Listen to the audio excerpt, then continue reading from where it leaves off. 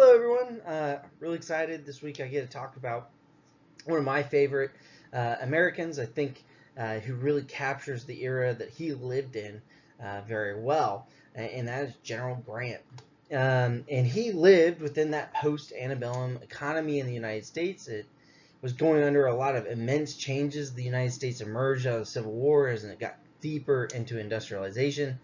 And this period is rather exciting because it's marked by new legislation that redefined citizenship to include all men regardless of race, led to the building of America's most prominent corporations like Standard Oil and United States Steel, and it brought a lot of men from obscurity to either great success or sometimes turned them to failure.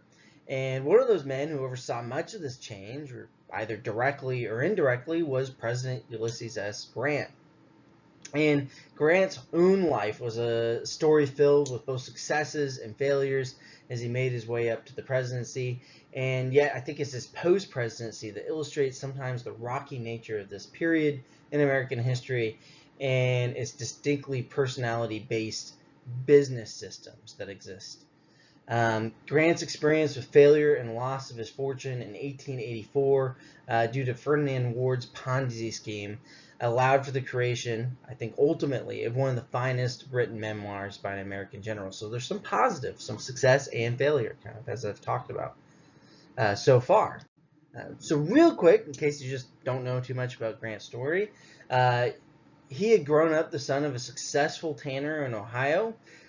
He attended West Point, and although not a distinguished cadet, he did distinguish himself on the battlefields of the Mexican-American War, earning 2 promotions for bravery.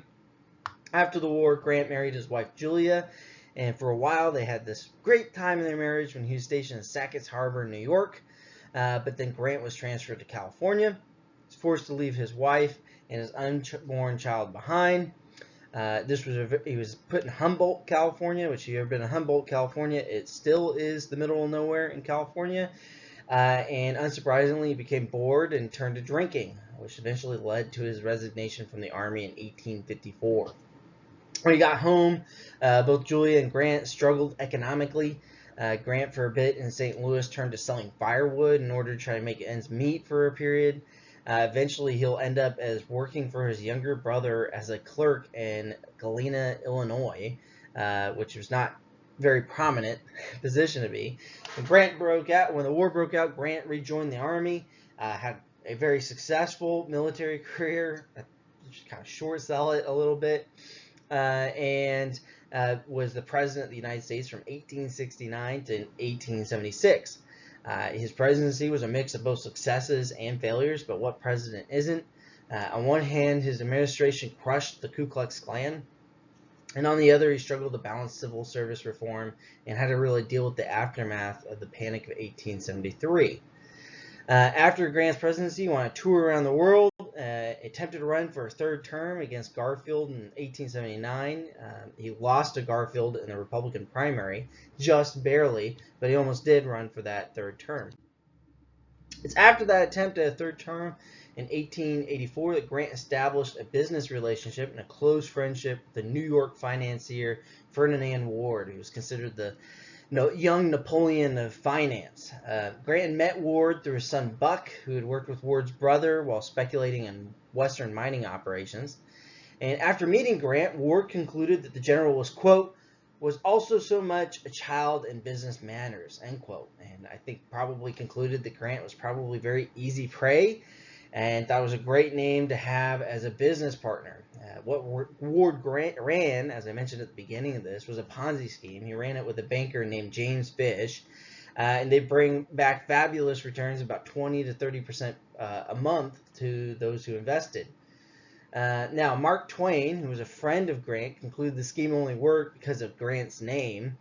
He stated later on in his autobiography it was the unimpeachable credit and respectability of his name, Grant's, and Grant's character that enabled them, Fish and Ward, to swindle the public. It could not have been done on their own reputations. By May 1884, the Ponzi scheme collapsed, leaving all those who contributed to the firm high and dry, leaving Grant with only $80 to his name and $130 to his wife's name. whereas just the day before he was a millionaire. The firm's collapse caused a stock market downturn, destroyed 2 Newark banks, several brokerages, and left the Grant family reliant on charity. After the collapse of Grant and Ward, Grant was destitute. Things only turned for the worst. In June 1884, so only a month after the collapse, Grant bit into a peach, immediately explained to his wife Julia, "Oh, I think something has stung me from that peach." Before rushing out of the room, drank some water, only to report to his wife a few minutes later that the water tasted like liquid fire. He was diagnosed not long after that with terminal throat cancer. He did not have a lot of time left to live. And after his presidency, Grant had proved reluctant to write a memoir. He'd even rejected the suggestion in 1877 when a reporter asked about it, and he remarked, "Oh, I'm not going to write any book. There are enough books already." But now that he was dying and desperate for cash, and he wanted to save his dearest Julia from destitution, Grant agreed to pen his memoirs.